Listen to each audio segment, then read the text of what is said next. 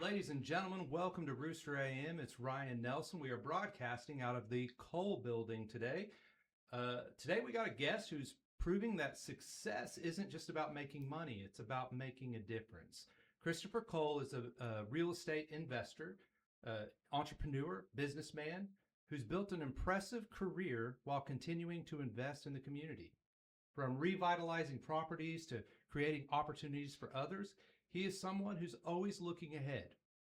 Today, we're going to talk about business, we're going to talk about real estate, what it takes to build wealth, the lessons he's learned from successes and failures, and why giving back matters so much.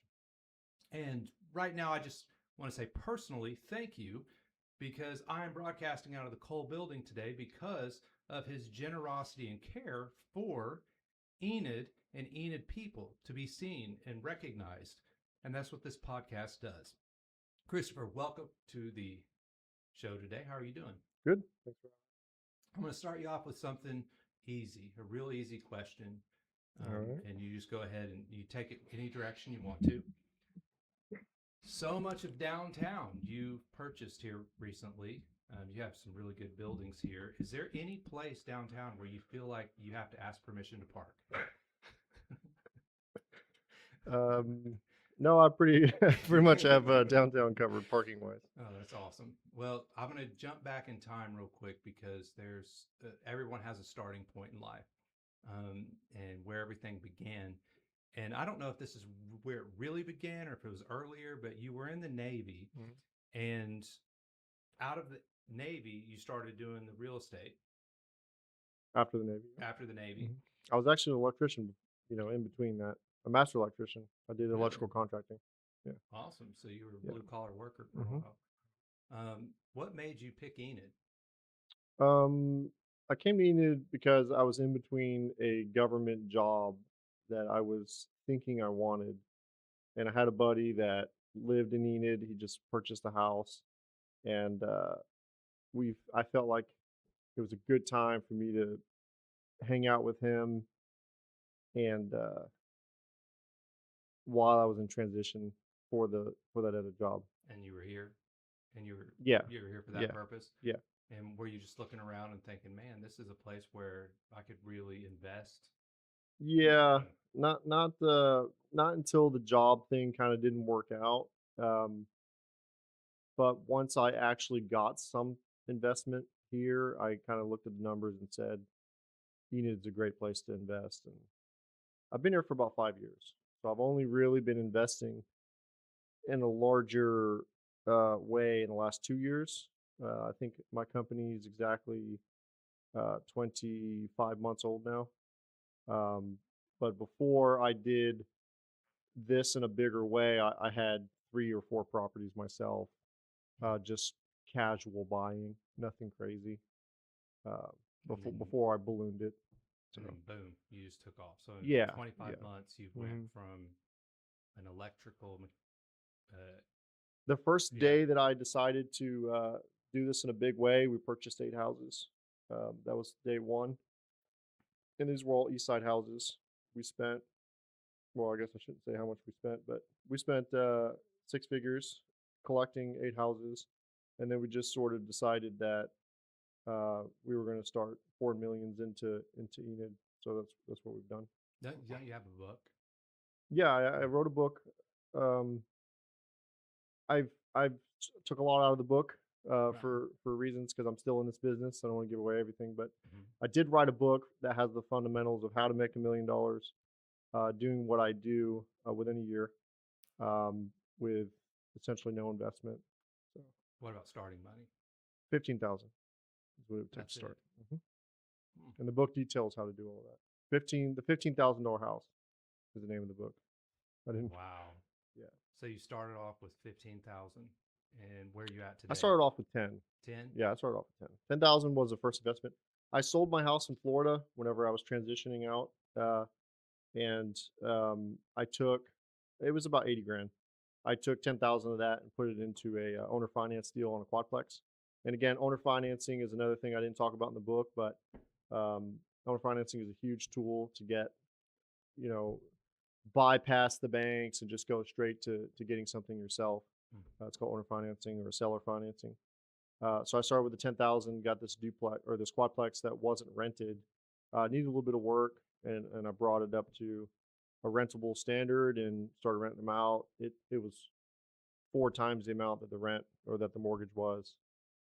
So I took that money and bought a couple more houses, and you know, finally got to the point where I can start doing it in a different way, financing wise, and then we launched the company. Wow. So I know that you've got a lot on your plate. You're moving a lot. Hmm. I mean, I'm in the same building as you, and every time I see you, you're doing something. Hmm. To make this kind of thing work, how much drive do you have to have, and how much time does it take up? It's a 24/7 job. I get rewarded not through people would think that I just take millions of dollars off the table every year. I don't.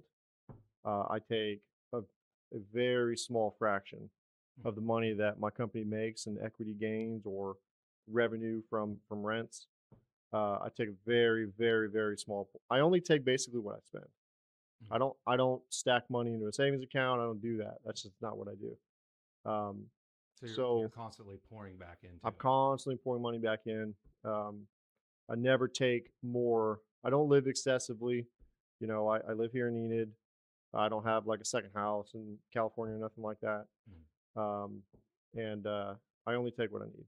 So, but time wise, I'm working 24/7. Right. So essentially, I live the same as everyone else uh, financially, and in time, I'm just working double the amount of anyone else. So it's not for everyone, but there is the wealth portion of it where I'm stacking wealth, uh, Through which is assets. obviously the reward in the end. Yeah. Right. Yeah. What's the goal? My goal would be reach $1 billion of assets under management. Um, I am trying to do that. I'm trying to do half by the time I turn 40. I'm 33 right now. And if I don't reach half, then I will retire at 40. So I That's got pretty about awesome. 7 years left until I make the decision to continue to do it or not. You can just retire at that point. Is that when you like sell all assets, or do you No, just no. I or mean, they're just being ran yeah, and you're someone else will run the company. I'll step down as right? CEO and have someone else do That's pretty awesome. it. That's a good plan. And you came up with this 24 months ago. Mm-hmm. Exactly 25 months ago. And so, I mean, you did go to Harvard for a little bit, Yeah, yeah, but like a year. that's not really. I mean, you don't need to have a Harvard education to do this, right? You just kind of do it. Um, during COVID, the Harvard had a program that you could do Harvard classes through their extension school because they shut the school down.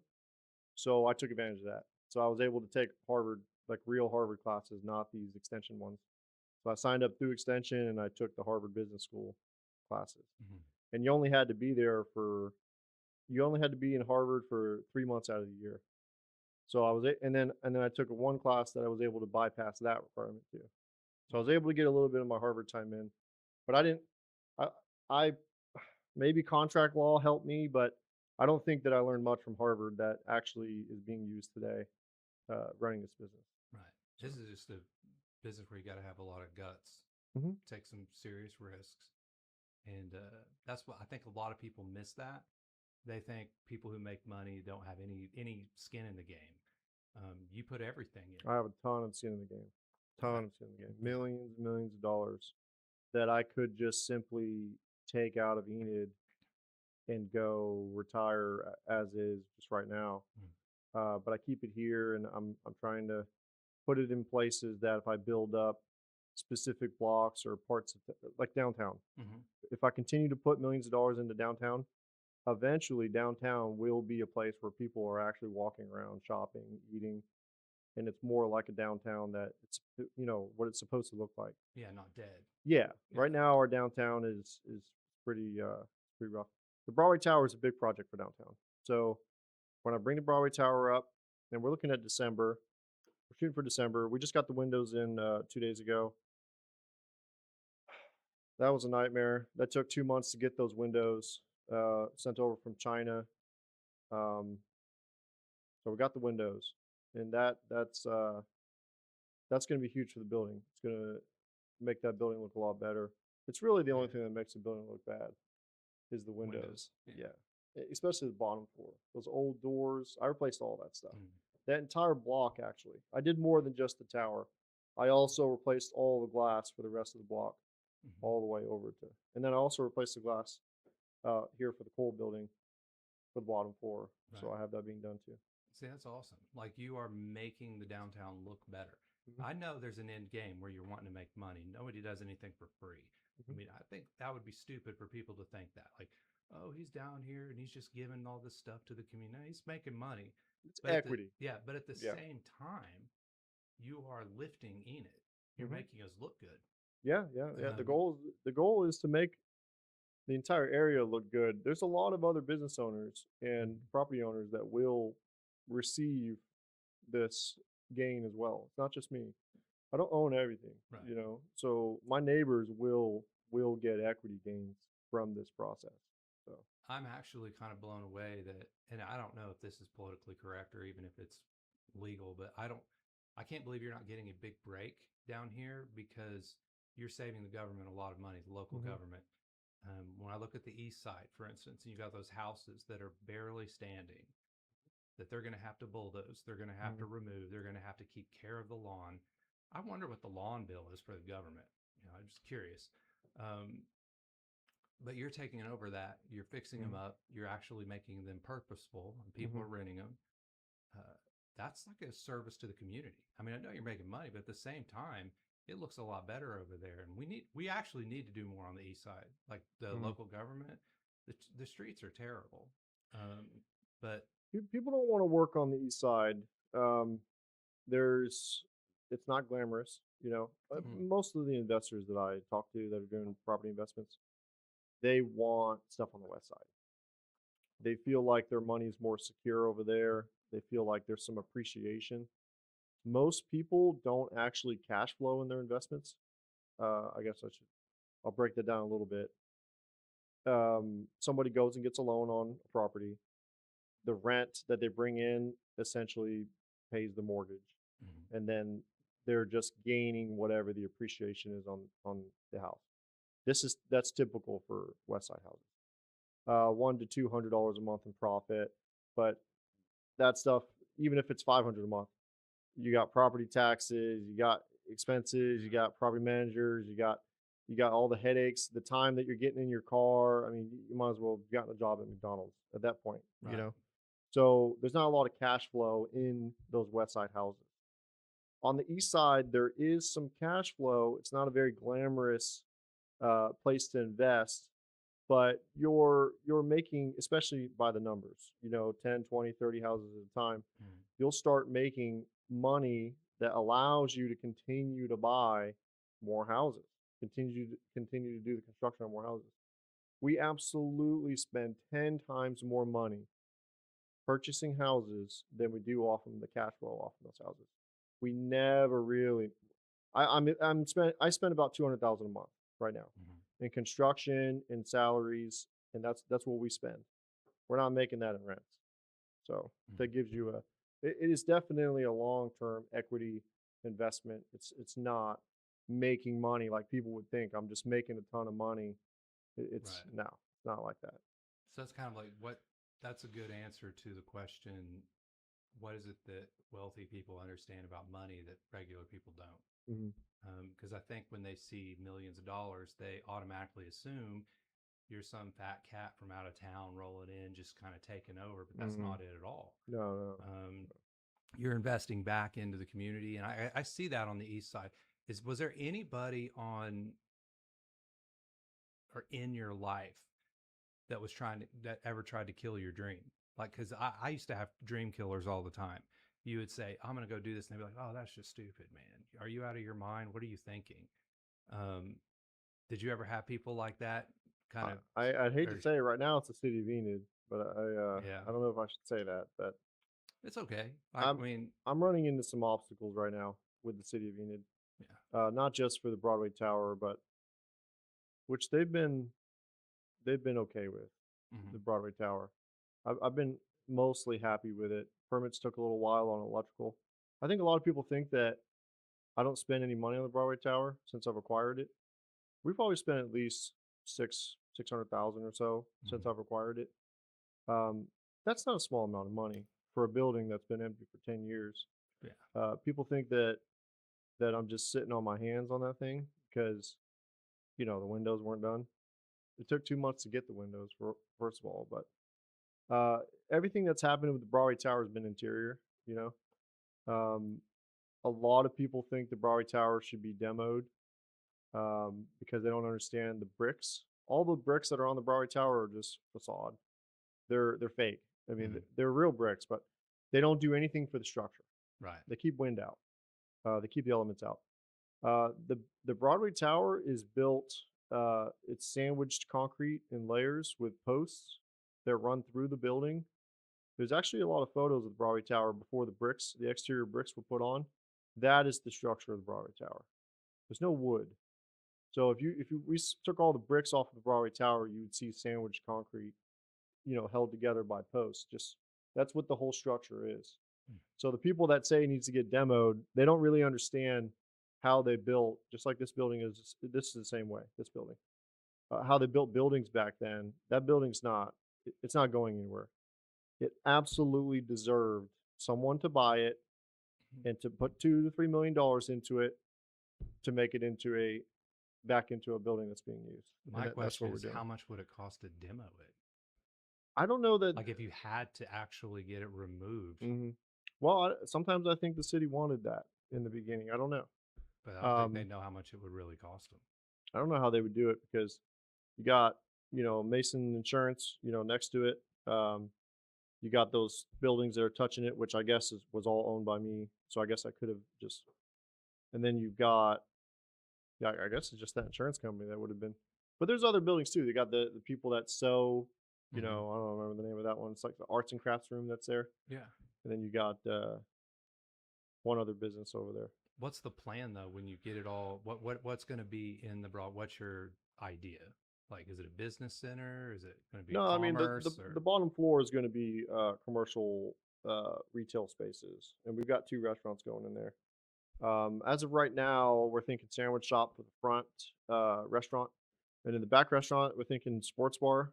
That building that the roof is caved in, Mhm. we're going to continue to just get that thing completely caved in, get all that roof gone. We're going to put up sunshades, alternating sunshades, build a deck in there so that it's on the same level as the bar, and turn that into an indoor-outdoor sports bar. So it's going to have a huge Dude, outdoor that's sweet. space. Yeah, that's going to be really nice, especially for the residents of the tower. So that's the bottom floor is those retail spaces, a mail room, things that will take to run the residence. Mhm. And then you've got second to the seventh floor. We, as of right now, we're just building standard apartments. Nothing crazy, not luxury apartments that are so expensive no one can afford them. Just standard apartments. Then we'll have eighth and ninth floor with some luxury apartments, a little bit, not super luxury, but a little bit, Mhm. you know. And then we've got 10 and 11. I'm just going to sell those floors to whoever wants to put a business up there, like a law firm wants something up there. Oh, Kinsley Jordan's calling me right now. Funny. Mm. Those 2 floors, and then we've got floor 12 is going to be a gym and lounge for the residents. Floor 13, 14, and 15 are all going to be. Can you call Kinsley Jordan and tell him that I'm on a podcast, Sean? Um, 13, 14, and 15 are going to be a penthouse, the crown jewel of Enid.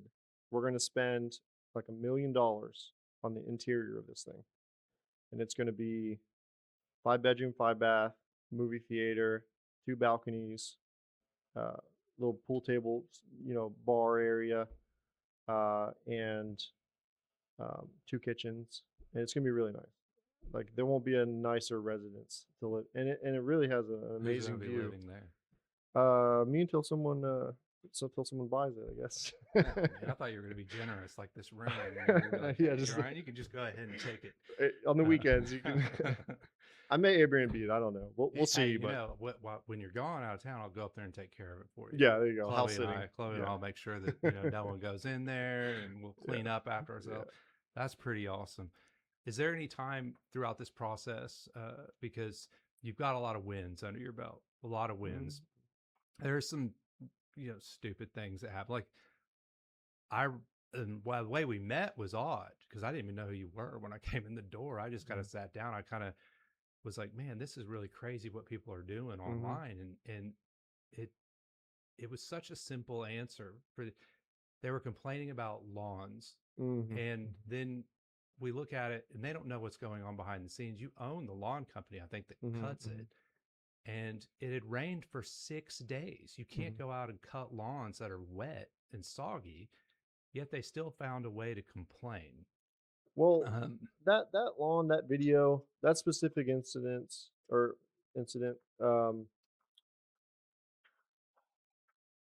Ash. There's a house on Ash. mhm, We bought 14 houses that day, uh, 3 days before that video came out. And of the 14 houses, none of the previous owners mowed their grass. right. So they were all pretty tall. And I think the reason why that video actually came out is because one of the realtors that lives around there abused her connections with her broker, Hmm. and got a hold of my personal phone number, and called me. And I was at lunch, and she just started yelling at me about not mowing the grass. And I told her never call me again and hung up. Right. And she didn't appreciate that. So she called Jessica, and Jessica went and, raised hell over there about the grass not being mowed.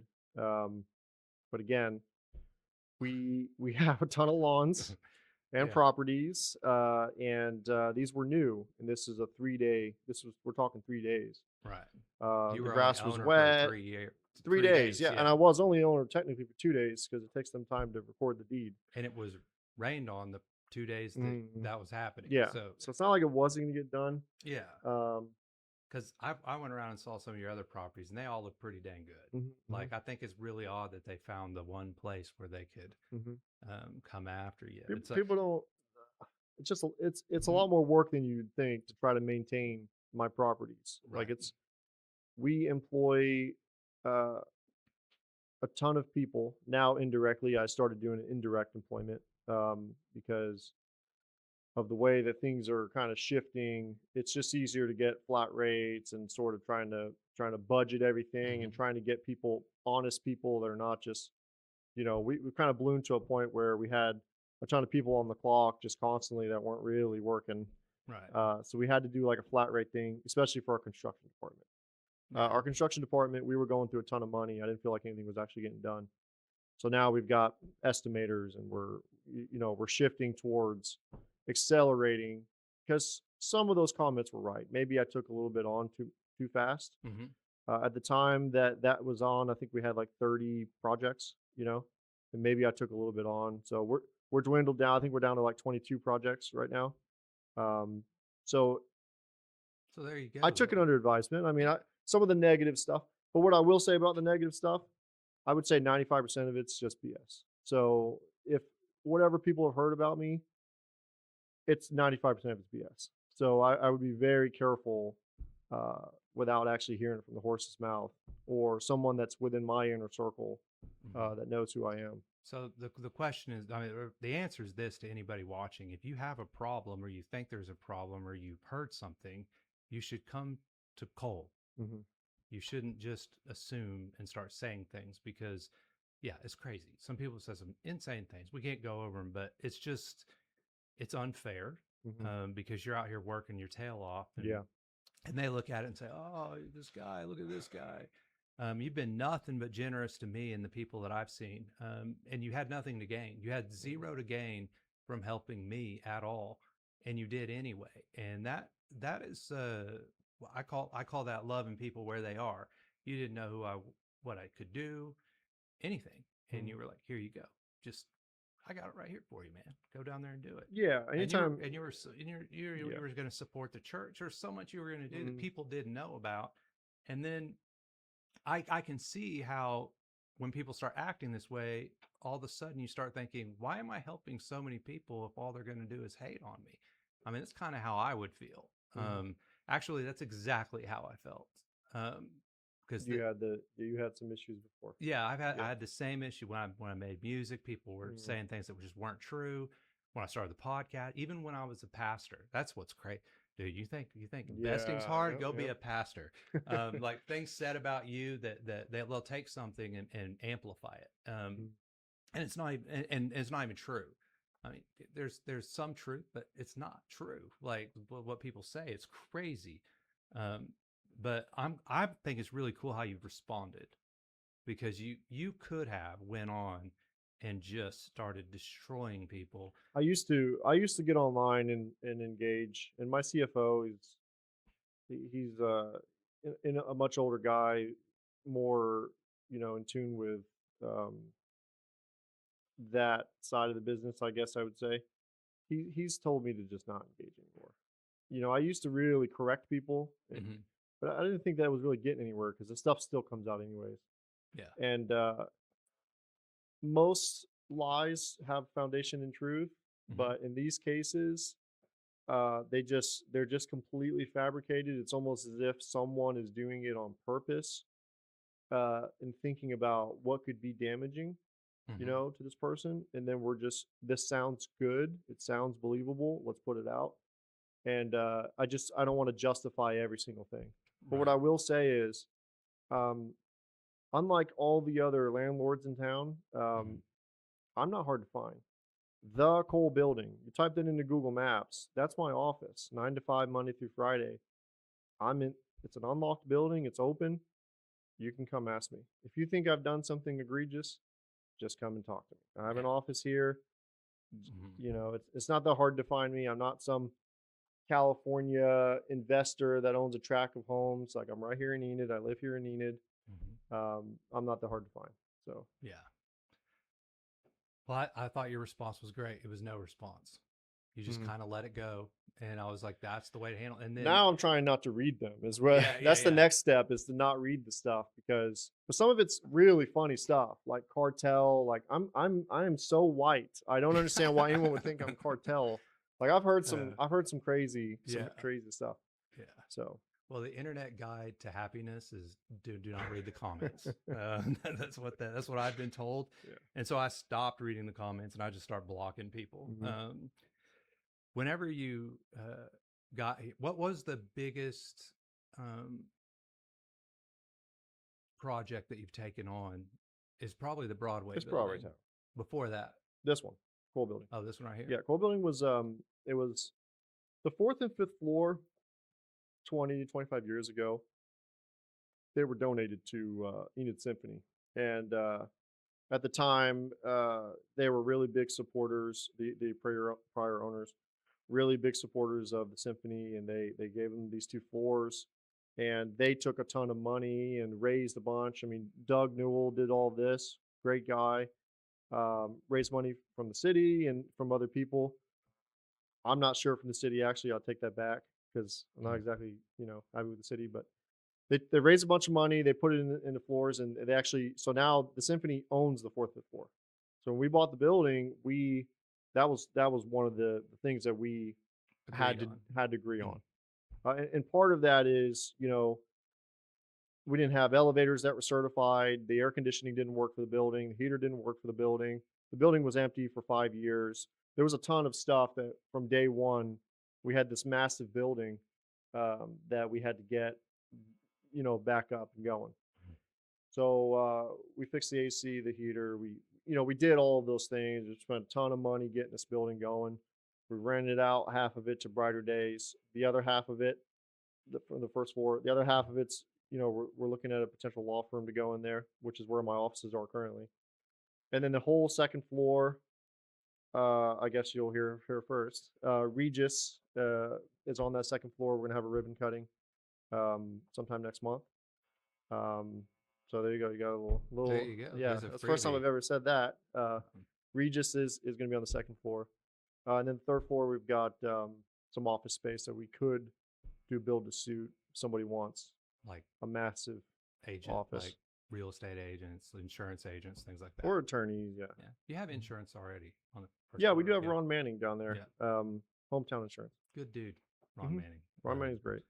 How can an ordinary citizen helping it and stop complaining? What could they do that you think And would stop be, complaining. yeah, people complain.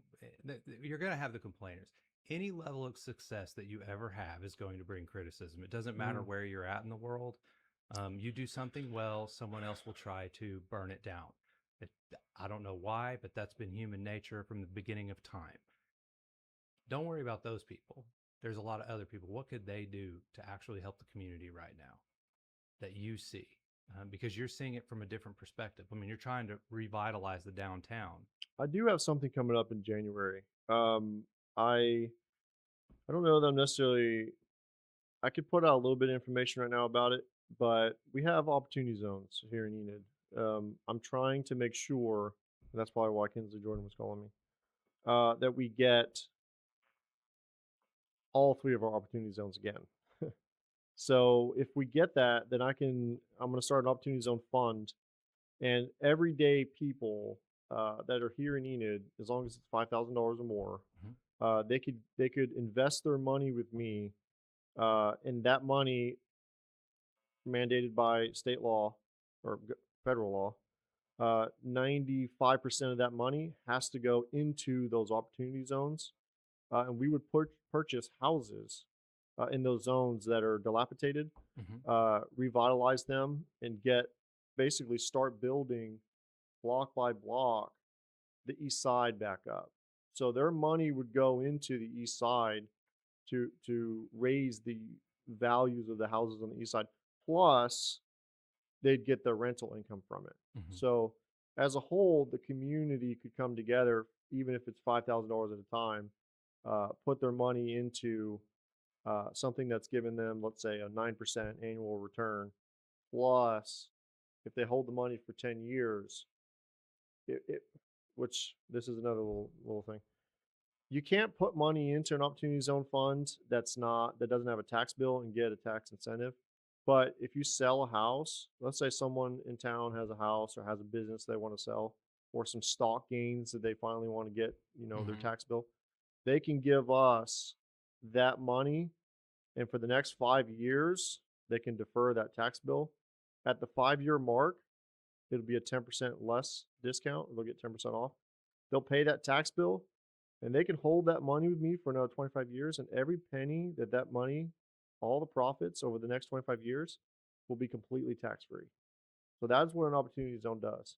And that's what Enid needs. It needs that opportunity zone. It needs all three of those zones. And if we can get a hold of all three of those zones this next cycle, which is January 1st, then we will pour 10 to $50 million into the east side of Enid to make sure the east side is no longer, Yeah. Yeah. Like yeah, like unlivable. what it is Yeah. now. Yeah. Yeah.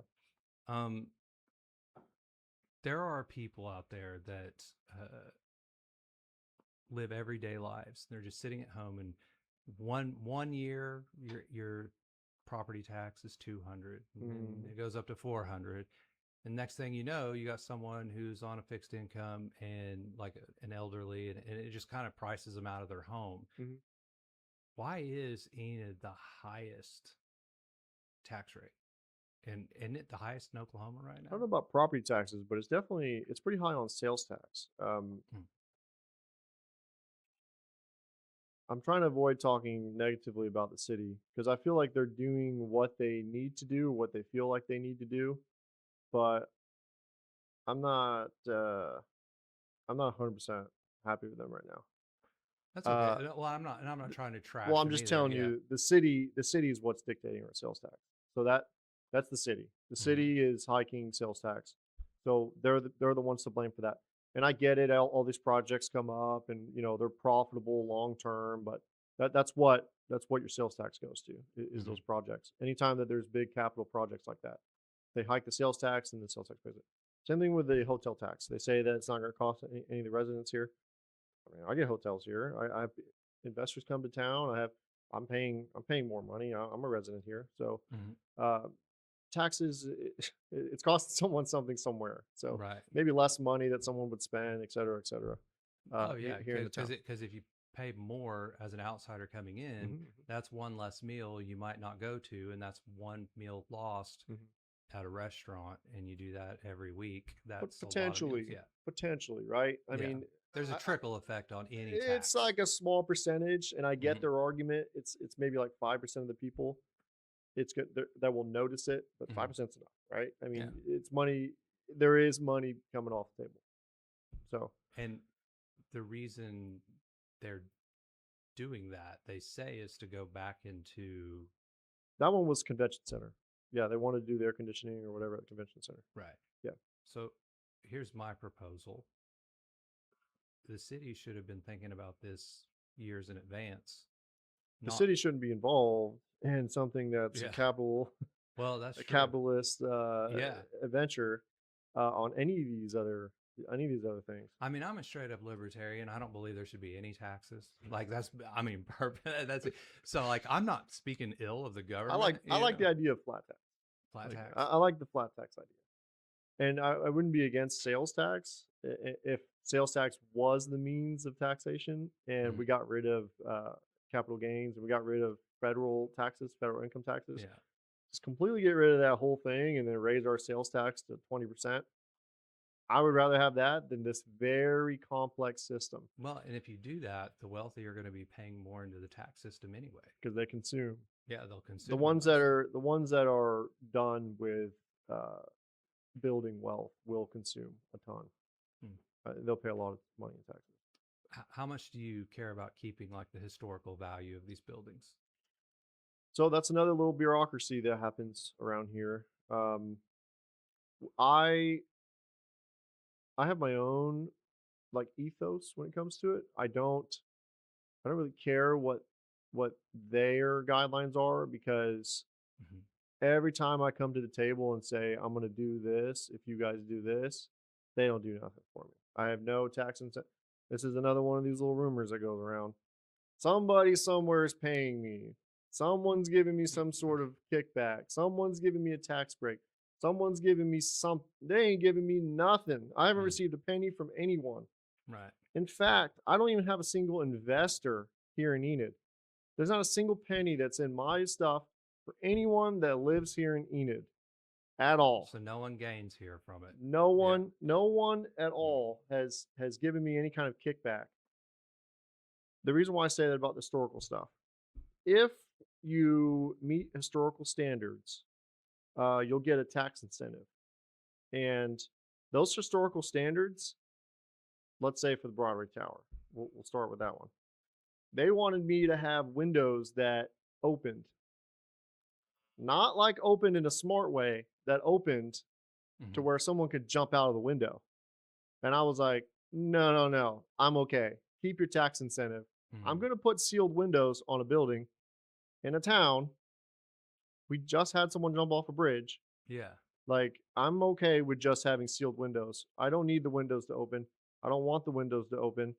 And that is the only thing I'm actually changing about the Broadway Tower. That's changing any Yeah. the appearance of the But exterior. you're losing the tax Yeah, incentive I because won't of get the that. tax incentive because it doesn't qualify into their window thing, which is openable windows. And they So wouldn't just be like, we'll pass on that one.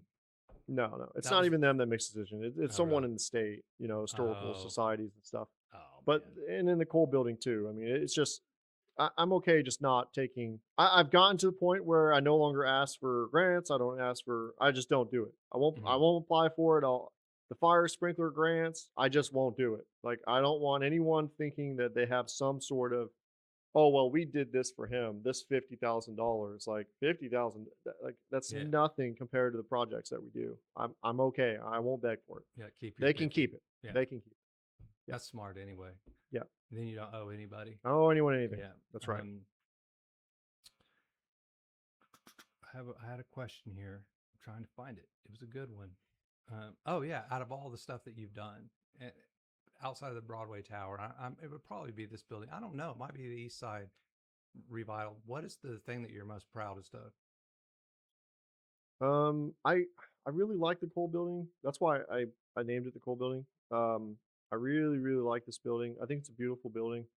If you ask me, out of all the buildings in Enid, this is the nicest building because of the architecture on the outside of it. All of the design that's wrapped around every single window, and just there's so much character in this building. Um, I wouldn't say that I built it though, so I'm not really. Mm, I've had some deals that I've done on the east side that they were really rough, and now they look great. And like the halfway houses that we did, um, sober living, mhm, like a sober living, an amazing partnership with Austin Kelly.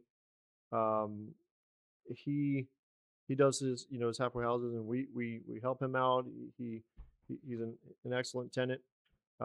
Those have done really well. I mean, we from where we had those to where mhm. they are now. I mean, there were literally drug addicts living in them, and now it's people in recovery living in them. Like complete 180. Yeah, Uh, that's pretty cool. yeah, That yeah, is pretty cool.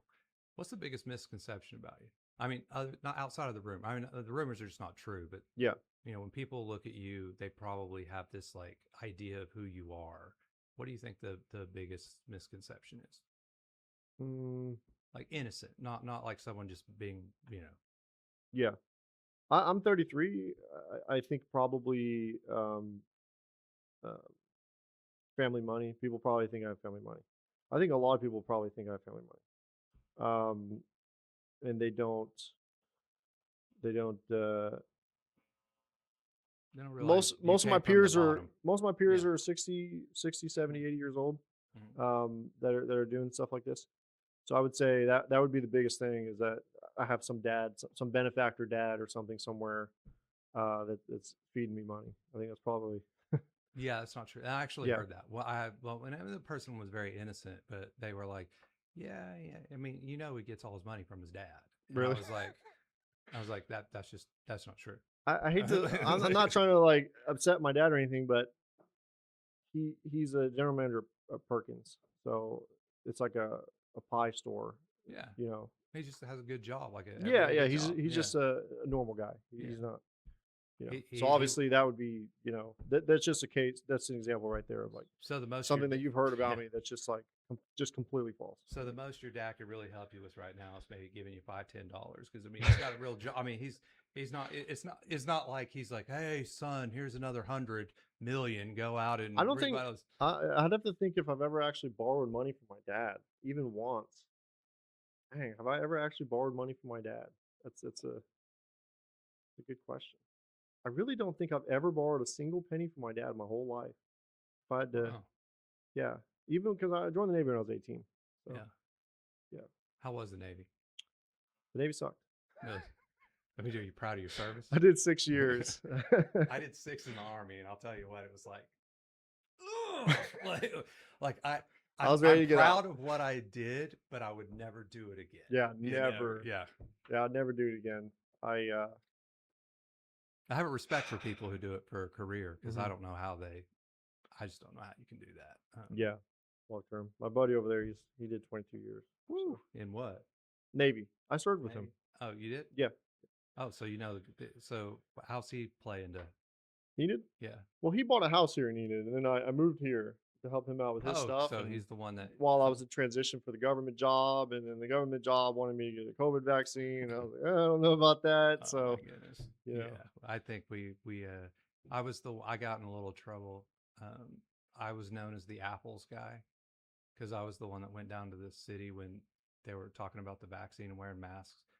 And I said something stupid. And I said, do you like fruit, Mr. Mayor? And he was like, yeah, I do. And I said, well, if you pass this law, um, I'm not even going to abide by it or care. How do you like them apples? And it was just like, it just went, I mean, it went kind of viral and people were just, who's this guy think he is? And then they're like, he's a pastor. How could he defy the government? And I'm like, mm, yeah, because you're misreading your Bible. yeah, our city government's it's not perfect. No. I'm trying to smooth things out through them. I think the biggest thing that I'm gonna do from now on is I'm not physically gonna ever show up down there ever again Mhm. in the government. I'm gonna stay away. That would be a big, positive move forward. They don't, we don't talk to each other in a way that I think that an investor in a city should talk to each other. Mhm. So I'm gonna start using intermediaries for everything. Um, that should help a lot with my relationship with the city. Um, but yeah, Yeah. I'm working to How much? smooth things out. How much are you thinking of investing over the next 5 years in Enid? Like 40 million. 40 million dollars. 40 million. Well, you're a guy we don't want to lose. I mean, it doesn't make sense I to don't lose you. seem that way from the city because I mean, last phone call I had. Well, I guess We'll have to I get shouldn't say some of the stuff, yeah, but yeah, I mean, it was a $5 million conversation, but I don't get the sense that they care. Yeah. but there are good people in Enid. Yeah, Yeah, no, yeah, there's yeah, leadership in Enid, like yeah, Kinsley Jordan, absolutely. Like he yeah. wants me to stay Kinsley. here. We're working together to try to get something done with the city and the bad actors, I guess we could call them, Hmm. that don't really want Enid to do this stuff and they don't want this kind of, you know. I uh I just hope that they leave or get fired or whatever needs to happen with them Hmm. so that we can facilitate just getting everything looking normal would be nice. Like just being able to drive through Enid and have streets that are not torn up and houses that are not Hmm. falling down. Just normal. I'm not asking for, you know, what's that the mile of street that looks beautiful and perfect. Uh, I'm not asking uh, for that. I just want I want it to look more like a normal mhm. town where everything's not so dilapidated. And you can't have that if the city of Enid is. I mean, I get right now. I get a code letter a day. I've been getting a code letter every day, code enforcement Man. every day because they look and I've got all these different companies and they find out a company and they're like, go look at these 7 houses, go look at these 8 houses, and it's just like, so I'm just getting code enforcement every single day uh, for different things. Like, Yeah, oh no, and I they want you to should. replace this Yeah. roof. I want you, and it's just like, okay, like, They need to spend time finding the potholes. I mean, that's one yeah. good thing about Jessica online. She does find it. Just sometimes she's pointing at the wrong people. Jessica, Uh, she's like an attack dog, and once she's put on something, there's some collateral damage that happens, and she doesn't know when to pull herself back, and mhm. she also reports on things that are just false. So Yeah. she'll take information from anyone and say and think that it's accurate, and then she'll go and report on it, and that's damaging to someone. Hmm. And you know, I did speak to an attorney about that, all the stuff that was false, and he just told me to just let it go. If I Hmm. know it's most of the people know that I'm not, you know, doing that stuff, and he said just let it go. It's not even worth. It's really not Yeah. worth my time dealing with, you No, know, it's every single. well, and there are people who do champion you. So, Mhm, like you got Kinsley Jordan, um, myself. There are other people that I've talked to that mhm, just think you're the best. I'm not going to go through it because I don't want people to take advantage. Everything that you're mhm, doing for people, but you've done a lot for people, and they are high on you. They think you're the best thing since sliced bread. So I think it's wild that there are people out there attacking you right now, and I do think that's because um, when you get success, that's I've what got they do. I've got a guy. Okay, Hmm. is He's it he's is it? got a guy. I wonder who This that is guy one of the is. negative Yeah, guys yeah. here. Is it Jack Chambers or Dan Chambers? One of the two. Um, I bought this house and on the east side, and the fence to me looks fine. By the way, Hmm. he called me and was like, "I want to swap this fence out, and will you pay for half of it?" And I'm just like, you know, I looked at it and I was like, "Well, this fence looks fine." I'm to the point now where this guy's like extorting me to get Mm. to replace this fence, or he's going to spread a bunch of crap about me online. Mm. That's where I'm at with him right now. During that conversation where he was like, you know, pay for half of this fence, I told him no, and then he just started cussing me out on the phone, just like, you know, cussing me out, and I hang up, and then never talked to him since. And now on his Facebook, he's posting all this stuff about how slumlord this, slumlord Yeah. that. It's like because I didn't want to pay for half of a fence that I thought was fine. There's bigger fish to fry around here than your fence. I promise you that. Hmm. I've got a lot more positive things happening than a perfectly good fence because you wanted to swap it out with a different fence type. Yeah. You Man, know, they paint you like you're the devil crawling out of the ground. absolutely, Yeah. absolutely. And they'll take it extreme, and then that gets a hold of people get a hold of that information, and they just think that just shows you the domino effect for for something as innocent as, you know, I don't really want to pay for half of a fence right now Hmm. when that fence is just fine.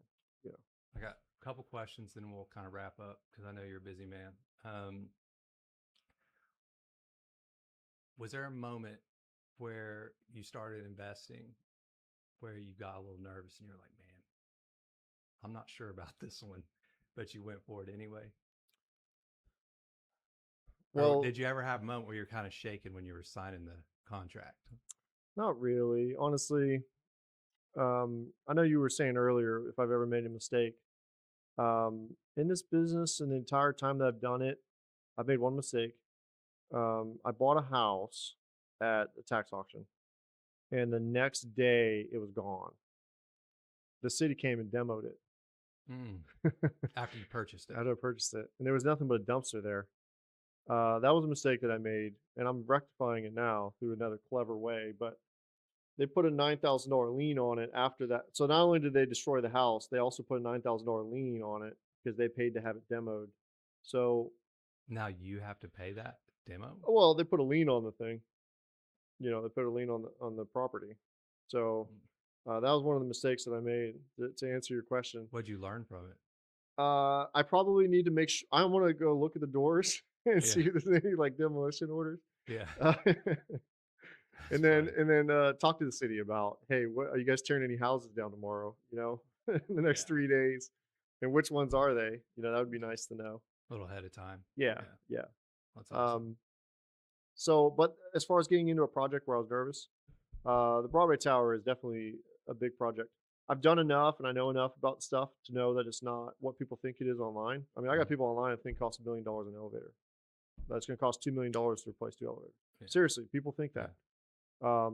So that information, once you know what things cost, you become less nervous. And then it's like, okay, if I did have another $1 million expense, let's say the air conditioning, right? If I did have to do, it costs double. Mhm. Is there enough money in the project left to make this thing worth it? And if there isn't money in the project itself, in the equity side of the project, what about the rents? What about the cash flow? Can the cash flow pay for if I were to go put that equal amount out in a mortgage? And I guess another thing that people think I have, I think everyone thinks that I go to a bank and they cut me a check and I go and buy these properties.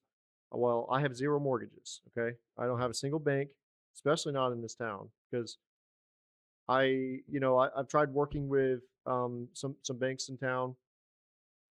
I have just established a line of credit with Cowboy Bank for 45,000. So Yeah. that's it. 45,000. That's my bank. I don't have any credit cards. It's literally that's what I got. That is so when people think it's the old boys club, like I've got some Mhm. connections with a bank and they're cutting me checks to buy stuff. I don't have any mortgages. All my stuff's just owned outright. There's no mortgages. Maybe that's why you're not liked, because you're not a part of the boys club. Maybe I'm not meeting the right people in that group of people that are like, oh yeah, you're banking here, and I don't know. But Mhm. Um, but yeah, that Broadway Tower project would be the one that I would say makes me the most nervous because it at the end of the day, if that thing doesn't work out, it comes directly out of my pocket. It doesn't come out of anyone else's pocket. Mhm. There's no bank going to be foreclosing it. We own it 100%. There's no mortgage. Like I said, as of today, we have zero mortgages. I'm really trying to get a mortgage against the Cole building right now with Great Plains Bank Mhm. or Stride, you know. Uh, but for whatever reason, they're not that excited about downtown. And I don't really blame them, to be honest with you. There's a lot of owners that own these downtown buildings that I've talked to that aren't doing anything with them, and they want crazy money for them. Yeah, they do. I And went looking and I was like, you ought to be out of your mind, to think that I'm going to spend $400,000 on a storefront. Like, there's buildings that I bought that are like 10 times the size of buildings I'm trying to buy, and they want the same price. Like, I'm just like, wow. Because I just yeah. want to extend parking or something. Mhm. Because everything that I do, I think it through. I want to think the project through. I don't want us to be in a spot where we don't have parking. Something's not right. So Right. everything we do, we have to think about the entire process, what this stuff looks like, you know. Wow. So Well, I will make a closing statement and then I'll let you close and I'll hit you with some rapid fire questions and okay. that'll close out. Um, I remember this and I think it's wild because people just don't think outside of the box sometimes. But when you were talking about naming the tower and all these people Oh get on yeah. there and we're like, who would be that egotistical to put their name on a bill? And I'm thinking this.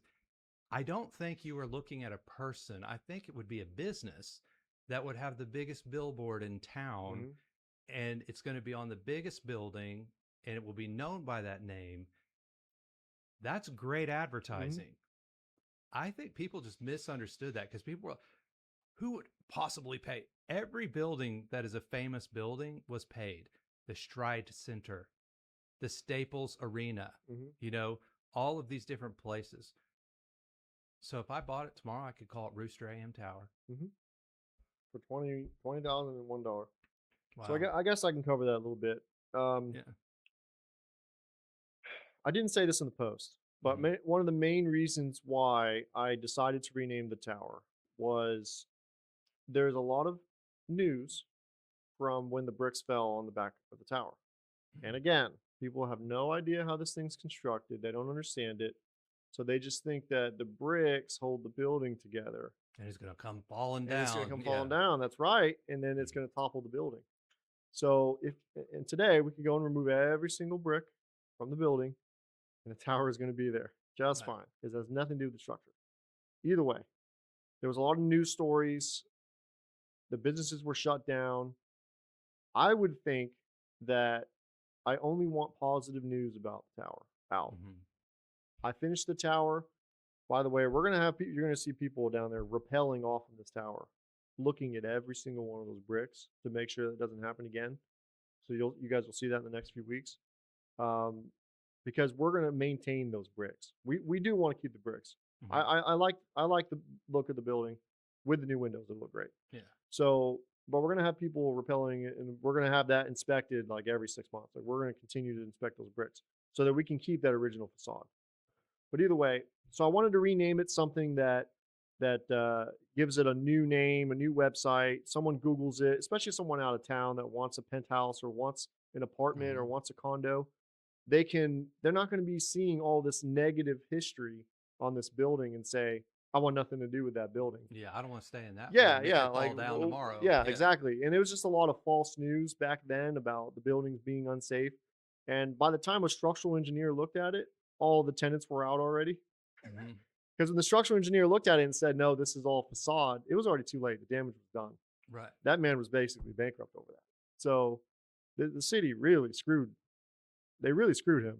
Yeah. So, and hopefully that doesn't happen again. But I just wanted to change the name. I figured a business would buy it, put a nice sign on it, just like Stride or a bank or something. Mhm. I started the bidding off of 20,000. I don't want to spend. I don't want to take less than 20 grand for the naming rights of the building. The Right. money's going back into the construction of the building. It's not going Yeah. into my pocket. Right. None of this money goes to my pocket. I Mhm. only take what I need to live. So I think people are just they thought it was some kind of scam or something. Some people said I didn't even have 20 grand to put into it. My company can just simply write me a check. I take it as a disbursement. I turn around and give it right back Yeah. to the company. I paid my taxes on it, and there you go. I got my naming rights. So people were just misinformed on that. Yeah. I will say, Misinformation is a big deal yeah, around here. yeah, Yeah. and they don't quite understand that 20,000 is really not a big deal for lifelong naming rights of a 15-story building with sign rights, where you can Hmm. have a large sign up there facing the entire town. You're going to downtown, and your name is there. It's going to be really sad if the name Cole is on that building, honestly, Yeah. because that wasn't my intentions. But if I put my name up there, I talked to you about we have a Yeah. little surprise Yeah. for the community if my name ends up being on it, because I won't take a penny of that. I mean, Right. we'll make sure we make it right. But That. it would be sad to see my name actually up there, and that we didn't have any other business owners or Mhm. banks step up and say, I want these naming rights. Because yeah, the comments were so silly. They were like, Mm-hmm. if you have $20,000, why didn't you do something else with it? And I'm like, man, this guy has already Yeah, redone the East Side. I mean, this is a big deal. This is called I spent a lot business. more than $20,000 Yeah. a year in charity. Yeah. I just don't go and put it out, Right. So Yeah. Well, thank you so much for being here today. I'm going to hit you with some rapid fire. I always mhm. do this at the end. I'll try not to say anything. Yeah, nothing here is going to probably make you too upset. So, what's your favorite restaurant in Enid? Cafe Valore, Coffee or energy drink? energy drink. Well, you've already answered that. Favorite business book? The only business book I've ever read was mine. So, Okay. $15,000 house. Most expensive mistake? That house I got demoed Yeah. for sure. Yeah. If you couldn't do real estate, what career would you choose? Electrician. I was a good electrician. Your biggest pet peeve? False information and people just taking it for fact. Yeah. Yeah. Instead of researching. What person inspires you the most? Elon Musk. Best investment you ever made outside of real estate? Tesla stock. Tesla stock. Day trading. I day traded Tesla stock like 6 months ago. It was in a really good band. I put 20 grand in and I pulled like 47 grand out. So Nice. just day trading it. Just on my, on plane rides and just times, when I was doing stuff. Had some downtime and I was day trading. Sweet. Do you have any closing words for anyone watching?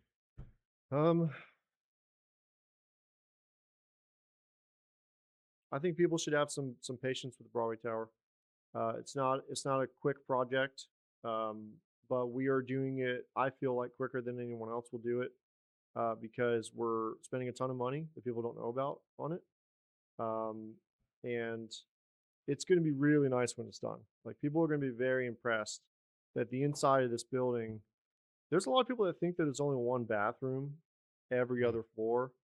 The Broadway Tower has like 65 bathrooms. Wow. Yeah. So there's 6 bathrooms per floor. So, but people, again, just another example. So I really just want to have people to have patience with the project. I really want the city to just let the project happen and kind of stay out of it. Let us do what we need to do and let the negative comments, just leave it alone. Let me do what I got to do. The last thing I want to do is just wheels up. I'm out of Enid and I'll just go to another small town. I mean that would be just terrible at this point with what I feel like. I've been here for 5 years and I just feel like this is a good spot and I just want people to dial back on the negativity and just keep me here. Well, and it's not most of the people. Yeah, it's like 10%. I feel like sometimes. Yeah, so yeah. But most it's of enough. The, It's enough hate. You love most of the people in Enid. Yeah, It's that small little group that it's a very negative group that's like really it just and I get it. Maybe it's just me not able to handle the negative people, but I just don't understand what I've done that warrants it. Nothing, just success. Yeah, I haven't done anything negative to warrant it. I don't drink. I don't smoke. I don't. It's not like I've never been arrested. Like I don't have that past. So what have I done to really have someone sink teeth into me the way that they've sunk teeth into me? You know. So that's kind of where I'm at. That's why I'm. Yeah. There's probably an old boys club person getting beat up a little bit, or they're getting humbled, or getting a little hurty feely, and maybe I've passed them, financially, and they're in angry. 2 years. Yeah. We got to get rid of this guy. Yeah. Well, that's cool that you're taking a stand and doing what you're doing. Thank you so much for being on the show today. I've had a lot of people comment saying they're looking forward to hearing this, so I appreciate you being here, man, and thank you for everything you've done for me. My wife, we both genuinely feel blessed because of you. You blessed us. And I don't think you realize you blessed us when we really needed it. And so just thank you so much for that. I really appreciate you. Of course. All right.